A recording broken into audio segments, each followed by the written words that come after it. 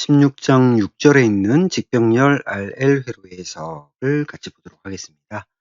우리가 이제 앞에서 직렬 RL 회로, 그 다음에 병렬 RL 회로에 대한 해석을 한번 봤고요.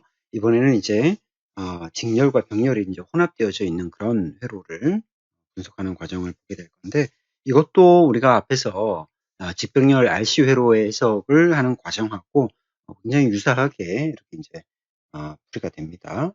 그래서 총 임피던스와 위상각을 구하고, 그 다음에 뭐 전류 전압들을 이제 구하게 되는 거죠. 다시 보도록 하겠습니다.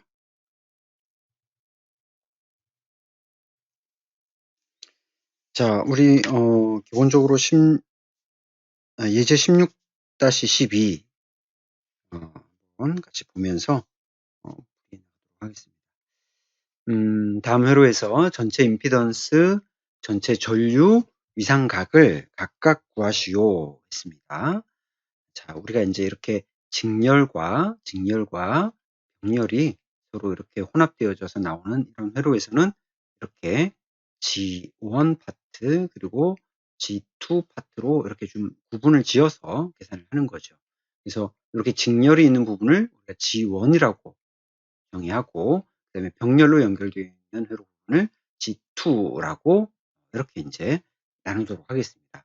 그래서 각각 G1과 G2를 구해서 서로 이제 대수합으로 전체 임피던스를 구하게 되는 거죠. 자, 그럼 첫 번째로 여기에 이제 L1의 값이 2.5mH, L2의 값이 1mH로 인덕터의 값으로 나와 있죠. 그러면 제일 먼저 해야 될 거는 요 L로 나와 있는 요 값을 우리가 여기서 XL 값을 구해보는 겁니다. 그러니까 리액턴스 값을 먼저 구하는 거죠. 자, 그러면 첫 번째 L1에서부터 XL1을 구할 수 있죠. 이거는 2파이 FL1입니다. 그래서 구해보면 7.85kΩ 단위는 옴이죠. 당연히. 그 다음에 L2에서 구해보는 겁니다. XL2는 2파이 FL2죠. 이 값을 계산을 해보면 3.14kΩ 이렇게 나옵니다. 여러분 뭐 2파이, 파이는 계산기에 있으니까 2 곱하기 파이 곱하기 F 주파수 500kilo K가 있으니까 10의 3승입니다. 500kilo 곱하기 L 1mH 10의 마이너스 3승. 우리가 계산기를 입력할 때 이제 이런 단위들을 여러분들이 잘 보고 입력을 하셔야 되겠죠. 그냥 단순하게 숫자 값만 입력하시면 안 됩니다. 자, 그래서 이렇게 해서 이제 첫 번째로 각각의 리액턴스 값을 계산을 했어요. 자, 그러면 첫 번째로 우리가 G1 부분, 우리가 이제 첫 번째 부분, 직렬 부분에서의 이 G1은 어떻게 나타낼 수 있습니까? G1은 R1 플러스 JXL1 이렇게 나타낼 수가 있죠. 그러니까 이것은 4.7kΩ 플러스 J하고 7.85kΩ 일단 이렇게 식 하나를 정리를 할 수가 있습니다. 자, 이번에는 이제 G2를 구해야 되는데, 우리가 이제 아까 병렬 회로에서 이거를 이제 해석하는 방법은 역수를 취한 컨덕턴스, 서셉턴스, 어드미턴스로 구할 수 있다라고 했습니다. 그래서 여기서 구했던 방식으로 그대로 적용을 해보도록 하겠습니다. 자, 우리가 컨덕턴스 G2는 R2분의 1로 구할 수 있죠. 그냥 바로 역수를 취해 보는 겁니다. 3.3kΩ 1 는 303 마이크로시멘스. 그 다음에 우리 여기 XL을 구했기 때문에 BL2를 구할 수 있죠. 이거는 XL2분의 1입니다. 3.14kg 여기다가 3.14 킬로옴 분의 1이죠. 계산해 보면 318 마이크로 시멘스.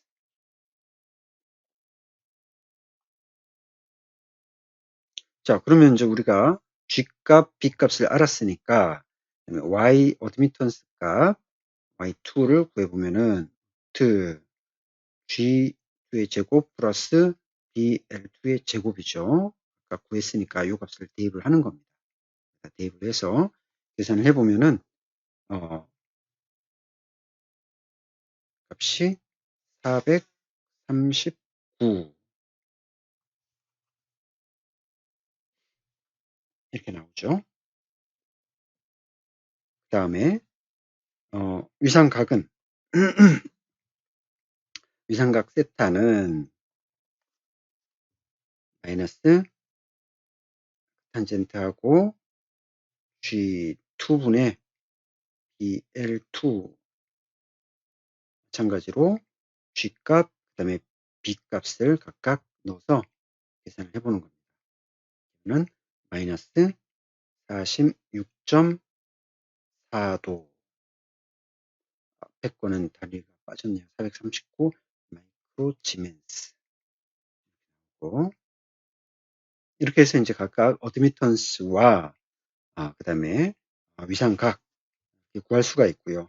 그 다음에 이제 우리가 G2 값을 구할 때 G2는 G2 코사인 세타 플러스 J G2 사인 세타 이렇게 구할 수 있죠. 자, 그래서 여기다가 그대로 대입을 해보는 겁니다. 우리 G2 값. 자, G2 값이 G2 값을 알려면 우리가 Y2에 역수 취하면 되겠죠. 그죠? 그러면 G2는 Y2분의 1이죠. 역수를 취한 값을 계산을 해보면 439 마이크로 시멘스 분의 1인데 결국 계산해보면 2.28 킬로옴 이렇게 나타납니다. 2.28 킬로옴. 여기다가 이제 대입을 하면 되겠죠. 2.28 킬로 곱하기 코사인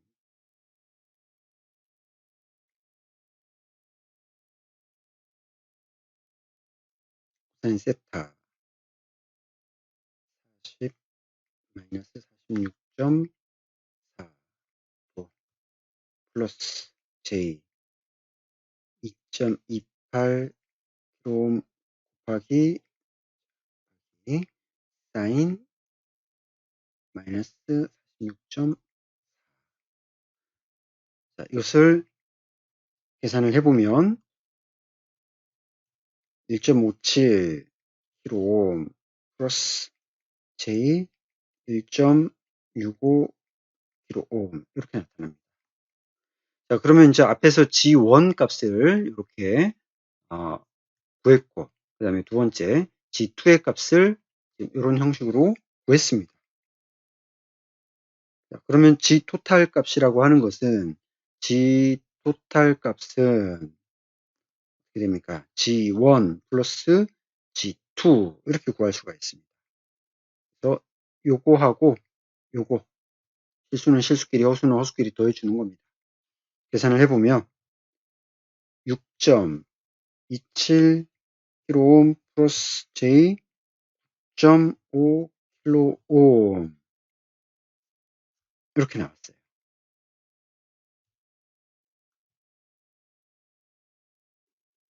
자, 그러면 이제 이렇게 이제 직각좌표 형태로 나타난 것을 우리가 이제 극좌표 형식으로 변환을 해줘야 되겠죠? 그러면 G 토탈 값은 어떻게 G1의 제곱 플러스 G2의 제곱 각은 탄젠트 G1분의 G2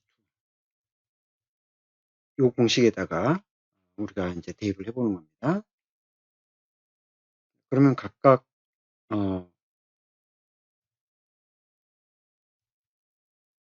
대입을 해서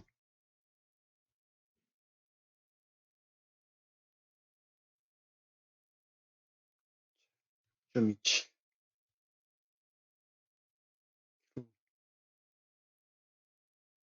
제곱 플러스 9.5 의 제곱.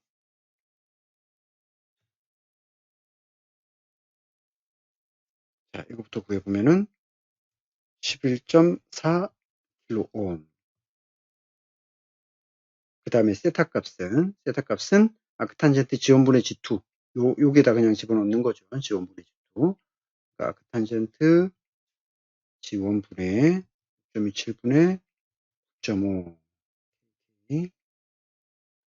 없어지고, 이렇게 해서 그걸 계산해 보면 56.6도 이렇게 나타납니다.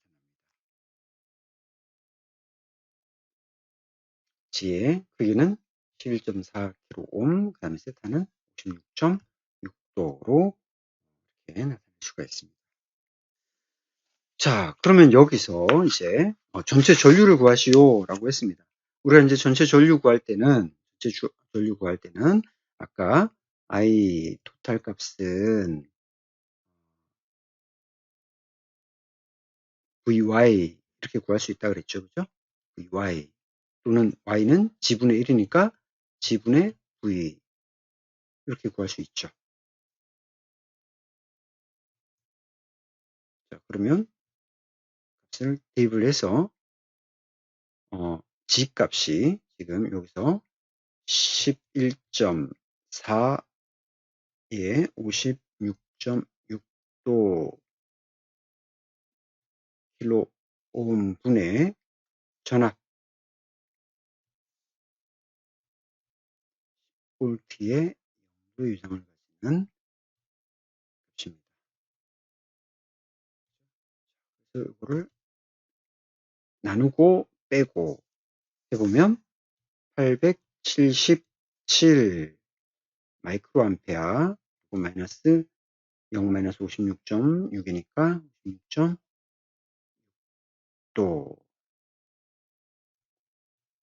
이렇게 전류값이 구해질 수가 있습니다. 결국 전류는 전압보다 56.6도만큼 뒤진다 라고 하는 것을 알 수 있는 거죠.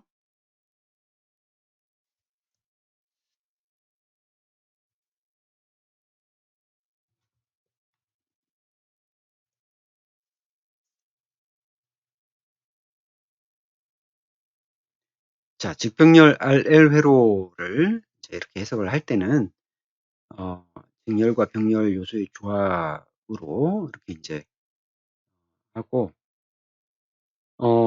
저항의 조합 회로를 해석하는 방법하고 유사한 면도 있지만 그 다음에 이렇게 이제 리액티브 소재로 구성되어 있기 때문에 페이저를 사용해서 해석한다라고 하는 겁니다. 그러니까 단순하게 이제 저항처럼만 해석할 수는 없고 우리가 그 크기에 따른 이제 위상각을 고려해야 되기 때문에 그래서 이렇게 리액티브 소재로 구성되어 있는 것을 하기 위해서 우리가 이제 각도까지도 고려해서 페이저를 사용해서 해석하는 겁니다.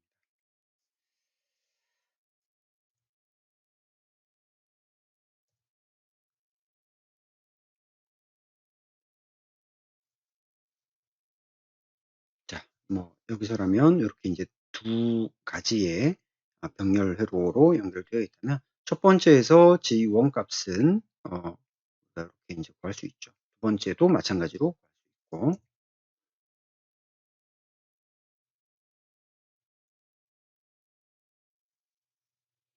자, 예제를 보면서 또 한번 같이 보도록 하죠.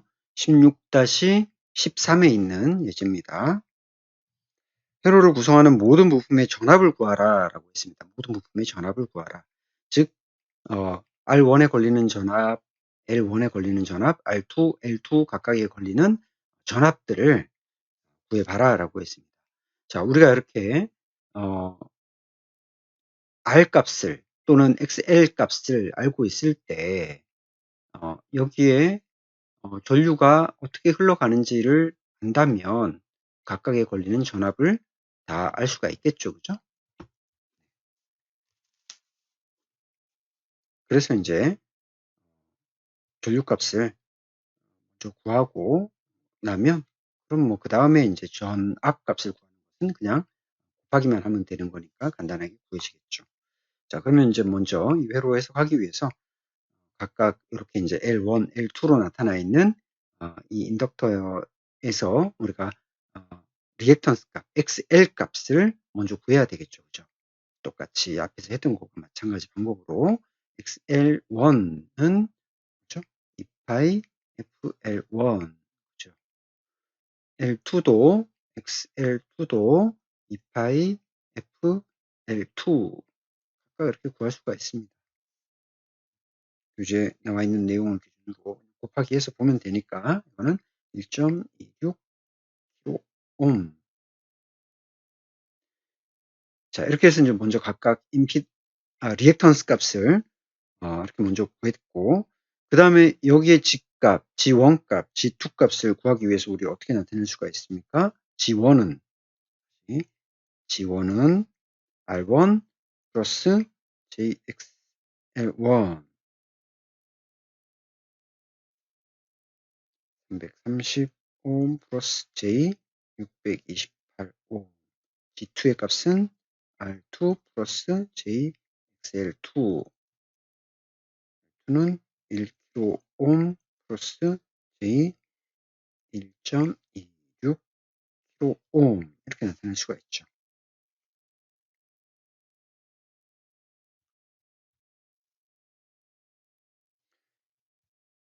자, 이렇게 직각좌표를 각각 극좌표 형식으로 한번 변환을 해보면 어떻게 됩니까? 첫 번째 G1은 루트 R1의 제곱 플러스 XL1의 제곱 그리고 크기는 세타는 탄젠트 1분의 L 이렇게 나타낼 수가 있고 여기서는 G2에서는 똑같은 방법으로 첨자만 달라지겠죠. 그죠? 첨자만 달라지고 똑같이 계산이 됩니다. 그래서 이제 G1을 계산을 해보면 709옴에 62.3도 이렇게 나올 거고요. G2를 구해보면은 1.61kΩ의 각도는 51.6도 이렇게 이제 각각 G1과 G2 값이 구해졌습니다.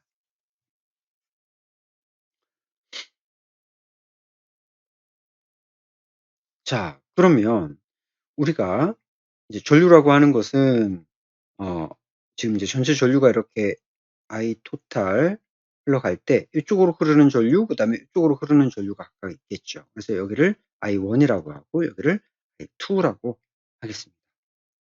그러면 I1이라고 하는 것은 G1분의 VS 이렇게 구할 수 있죠. 이거 전체를 하나의 저항 성분이라고 우리가 있다면 G1 전체를 오메가 법칙으로 그냥 그대로 대입을 해볼 수가 있습니다. 그러면 여기다가 그대로 대입을 해보죠. 709에 9옴에 62.3도 옴분의 전압값은 10V, 10V고 각은 0도. 자, 계산하면 이거는 10 나누기 709 하면 되죠. 14.1. 그 다음에 각은 0 마이너스니까 마이너스 62.3도 값이 나오고요. 그 다음에 I2의 값은 이거죠. I2에는 G2분의 VS 값입니다. 1.61 은 51.6도 킬로옴 분의 10 나누기 1.61에서 킬로가 있으니까 6.21 나오고요. 미리암페어가 나오고 각은 마이너스 51.6도. 자, 이렇게 이제 우리가 I1 값과 I2 값을 알았습니다. 자, 여기서 이제 I1은 전체가 다 같이 적용이 되고 여기서는 I2가 다 같이 적용이 되는 겁니다. 그러면 이제 각각의 소자에 걸리는 전압값은 간단하게 보이시겠죠. 자, 우리가 R1에 걸리는 전압 V R1, 그거는 전압 전류 V는 IR에서 R1 이거죠. I1 곱하기 R1, 그렇죠? 그래서 I1은 요 놈이죠. 14.1에 또는 마이너스 62.3도 mA 이거 곱하기 저항은 330이고 330의 각은 0도. 저항이니까 뭐 변화가 없죠. 계산해 보면은 4.65 마이너스 62.3도 볼트. 자, 이런 식으로 해서 우리가 각각 뭐 R2의 값도 구하고, 그 다음에 여기도 마찬가지죠. 이 인덕터에 걸리는 전압 같은 경우는 예를 들어서 VL1이다. L1에 걸리는 전압이다. 그러면 전류는 어차피 똑같은 전류가 흘러가니까 똑같고요. I1으로 똑같고, 저항 대신에 우리가 여기서는 XL 값을 곱해주면 되는 거죠. 저항 대신에 리액턴스 값이 여기서는 이제 나타나겠죠. 그래서 그 XL 값은 우리가 해서 구했었죠. 그죠? 자, 그런데 우리 이 XL에서 요 풀이할 때 이제 주의할 거 중에 하나는 뭐냐면 우리가 인덕터만 있을 때는 우리가 90도의 위상차를 가지게 되니까, 그래서 계산을 할 때는 14.1에 62.3도 mPI에다가 곱하기 XL 값은 크기는 이제 628이고 628의 위상각은 90도라고 하는 위상각을 가지게 되죠. 자, 이렇게 해서 계산을 하는 겁니다. 그래서 8.8에 7.7도. 자, 이런 식으로 이제 마찬가지로 뭐 R2라든가 그다음에 VR2 또는 VL2의 값을 이제 구해낼 수가 있습니다.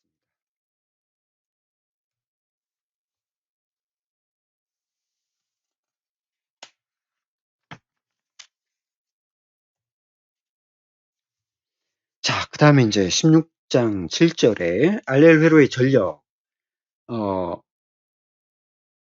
이거는 이제 앞에서 했던 내용하고 뭐 특별히 다른 건 없습니다. 그러니까 무슨 얘기냐면 우리가 앞에서도 유효 전력과 그 다음에 무효 전력에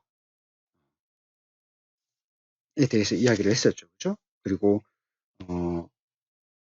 그것의 페이저 합으로 만들어지는 이제 피상 전력까지 이렇게 이야기를 했습니다. 자, 내용상으로는 뭐 큰 다른 점이 없습니다. 앞에서 얘기했지만 우리가 단순하게 저항만으로 되어 있을 때는, 회로가 저항만으로 되어 있을 때는 에너지라고 하는 것은 이 저항에 의해서 열로 소모되는 거죠. 하지만 인덕턴스 성분만 있는 경우에는 교류회로에서, 이런 교류회로에서 결국 반 사이클 동안은 에너지가 저장됐다가 또 나머지 2분의 1 반 사이클 동안에는 다시 그 에너지를 전원으로 되돌려주는 이제 그런 작용이 계속해서 반복이 되는 겁니다. 결과적으로 열로 변환되지 않음으로 손실이 없다라고 하는 거죠. 이상적으로. 그렇기 때문에 우리가 이제 저항과 인덕턴스가 모두 다 있는 경우에는 일부는 저항에 의해서 에너지가 소모가 되고 일부는 인덕턴스에 의해서 저장이 되었다가 다시 이제 이렇게 반환이 되는, 리턴이 되는 그런 작용을 반복하게 될 것이고요. 결국 저항과 인덕터의 그 값에 따라서 이제 달라지게 된다는 거죠.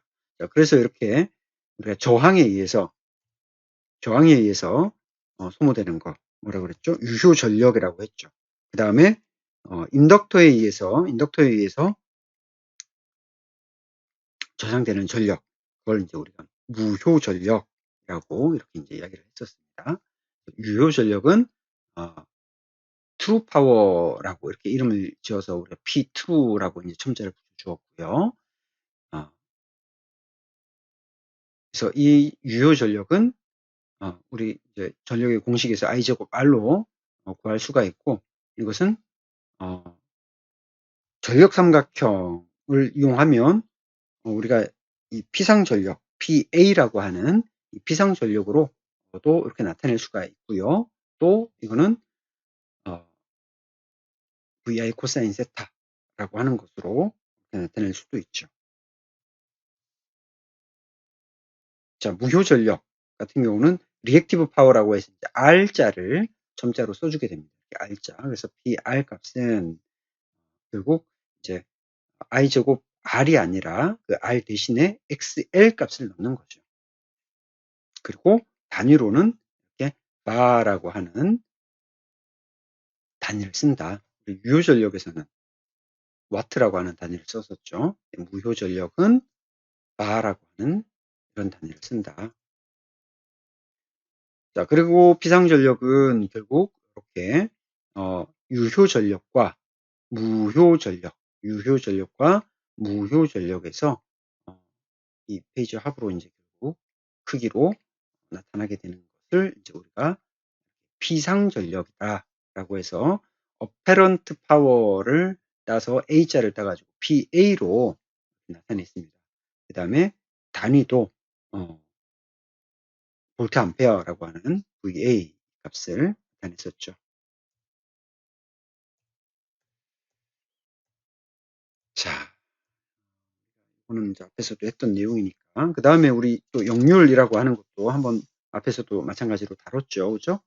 그래서 역률, 파워 팩터라고 하는 PF는 코사인 세타다. 그러니까 이 역률이라고 하는 것이 나타내는 의미는 뭐다? 그러니까 얼마나 전력이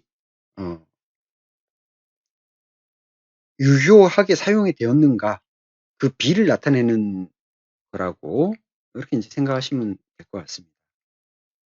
이 내용이 요 뒤쪽에도 나와 있긴 한데, 역률, 우리가 이제 파워 팩터 PF라고 하는 이 역률이라고 하는 것은 공급한 전체 전력 중에서 얼마나 많은 양의 유용한 전력, 즉 유효 전력이 부하에 전달되었는가를 나타낼 때 결국 이 역률이라는 것으로 나타낼 수 있는 거예요. 그래서 이 역률 PF를 우리가 이제 코사인 세타라고 했기 때문에 최대값은 1이 되고 최소값은 또 0이 되는 겁니다. 즉 최대값이 1이 된다라고 하는 것은 뭐냐? 부하에 흐르는 전류와 부하 전압 사이 위상차가 0도가 된다라는 겁니다. 즉 부하가 저항 성분만을 가질 때는 최대 역률이 이렇게 이제 1이 되는 거죠. 즉 모든 공급된 전력이 이제 부하에 의해서 다 에너지로 소모가 됐다라고 할 수 있는 거죠. 하지만 반대로 역률이 0이 된다라고 하는 것은 결국 소모가 되지 않고 다 다시 이제 반환되는 것을 의미를 합니다. 무효한 거예요. 그래서 결국 부하는 리액턴스 성분만을 가질 때 이제 이런 일들이 생기게 되겠죠. 그래서 이제 일반적인 실제 전기 회로에서는 이렇게 뭐 인덕터만 있는 회로보다는 이제 인덕터와 그러니까 코일 성분과 이렇게 저항 성분이 같이 이제 존재하는 그런 회로가 거의 대부분일 텐데 이런 경우에는 우리가 역률을 생각했을 때 그 역률이 1에 가까울수록 바람직하다 이거예요. 1에 가까울수록 바람직하다. 그 이유는 당연히 전원으로부터 공급된 것이 그대로 소모가 되어야 가장 이제 어떤 효율이 좋다라고 이야기를 할 수 있는 거잖아요.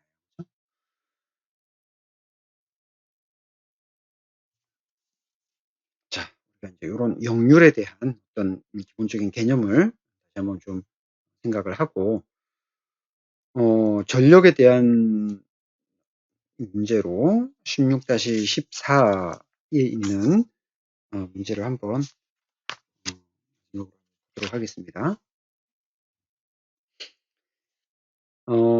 이제 이 회로에서 역률과 유효전력, 무효전력, 피상전력을 각각 구해보시오라고 했습니다. 자, 저항과 인덕터가 이렇게 이제 직렬로 연결되어 있는 회로입니다. 그러니까 이제 이 임피던스로 한번 표시를 해보면은,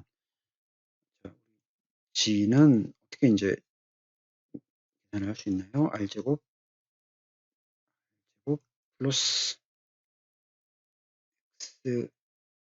XL의 제곱, 그리고 여기는 탄젠트 의 XL 이렇게 나타낼 수가 있죠.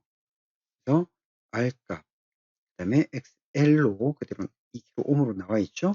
아까 그냥 대입을 해보는 겁니다.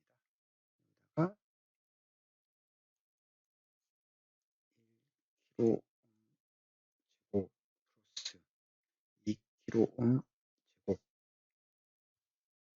그리고 여기도 마찬가지로 kΩ분의 계산을 해보면 2.24kΩ 나오고, 그 다음에 크기는 63.4도 이렇게 나타납니다.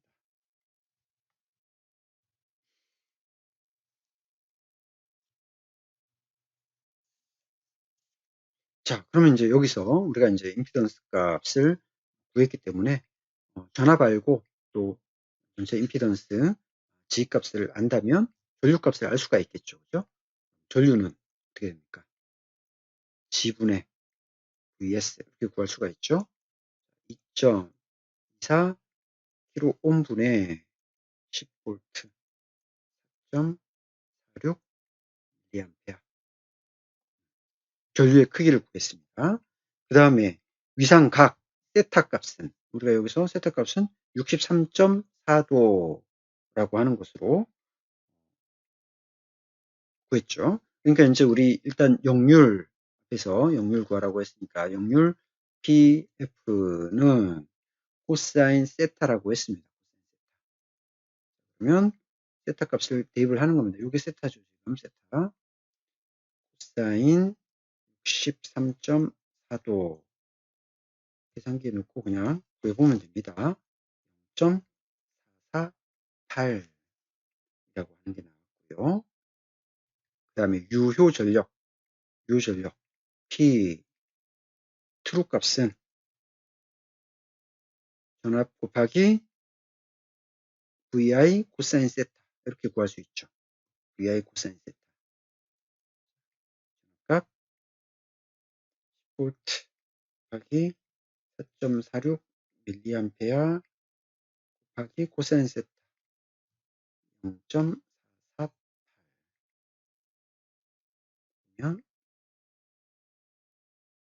20mW 유효전력이니까 와트로 해야 되겠죠. 자, 무효전력 P 리액티브에 해당하는 PR은 I제곱 곱하기 R 대신에 XL을 쓰는 거죠. I제곱 전류의 제곱 4.46 의 제곱 곱하기 XL 값은 나와 있네요. 그대로 그죠? 2kg 해보면 39.8 밀리 단위는 VAR를 씁니다. 자, 그 다음에 이제 피상전력 PA 값, 파워 PA 값은 제곱의 G 대로 그냥 곱해주면 되겠죠. 값을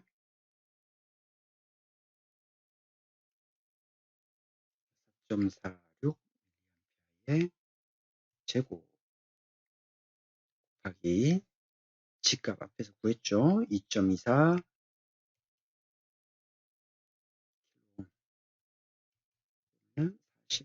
14.6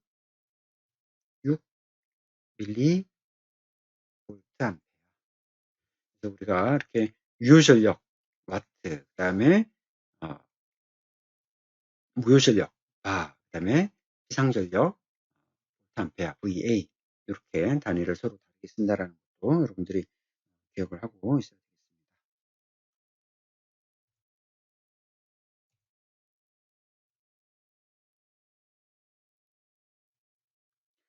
자, 아까 이제 역률에 대한 하나의 어떤 그 실제적인 예를 지금 설명하고 있는 부분인데, 우리가 이제 측정을 해봤더니 어떤 부하인지는 모르겠지만 어떤 부하에서 역률의 값으로 여기는 0.75가 나왔고 여기서는 0.95가 나왔어요.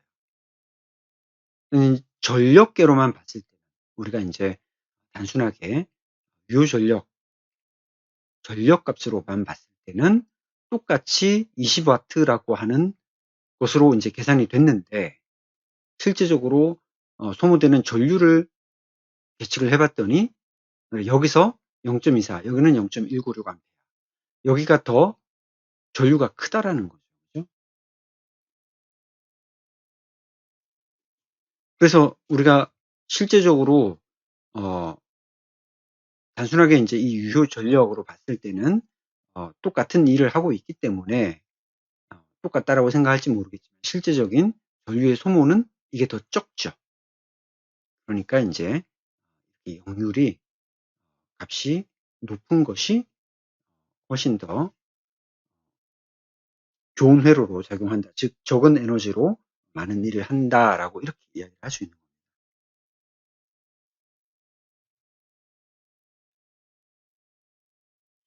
자, 그래서 이제 다시 한번 내용을 정리를 하면 무효 전력이라고 하는 것은 결국 우리가 교류 회로에서 이렇게 전원과 부하 사이를 왕복하게 된다. 즉 에너지를 저장했다가 다시 또 리턴하고 하는 그 동작을 계속해서 반복하게 되기 때문에 실제로 이것에 의해서 이 전력에 의해서 수행되는 일이라고 하는 것은 없다라는 거예요. 하지만 앞에 그림에 있는 것처럼 그렇게 이제 유효 전력은 같지만 역률이 낮은 부하는 더 많은 전류를 필요로 하는 거예요. 그렇기 때문에 A 쪽에 있는 전원이 B에 있는 전원보다 피상 전력이 더 커야 한다라고 하는 거죠. 전원의 입장에서 봤을 때는 전격 전원이 더 커야 한다. 그러니까 실제적인 우리가 어떤 실제적인 면들을 따져봤을 때는 우리가 효율적인 거, 효율적이라고 하는 것은 적은 인풋으로 많은 아웃풋을 내는 것이 효율적인 거잖아요. 그래서 효율적인 에너지 전송 측면에서는 역률이 큰 부하가 유리하다라고 하는 것을 결과적으로 이야기하고 있는 겁니다. 그래서 실제적인 우리 이제 그 산업 현장에서도 역률 개선이라고 하는 그런 용어들을 쓰기도 하고 또 지금 현재 역률이 얼마다라고 하는 것을 계측을 해서 나타내고 하기도 하는데 역률이 이제 그런 의미를 가지고 있다라고 하는 거죠. 그렇기 때문에 우리가 역률을 높이는 것이 중요하다. 그렇게 여러분들이 이해를 하시면 되겠습니다.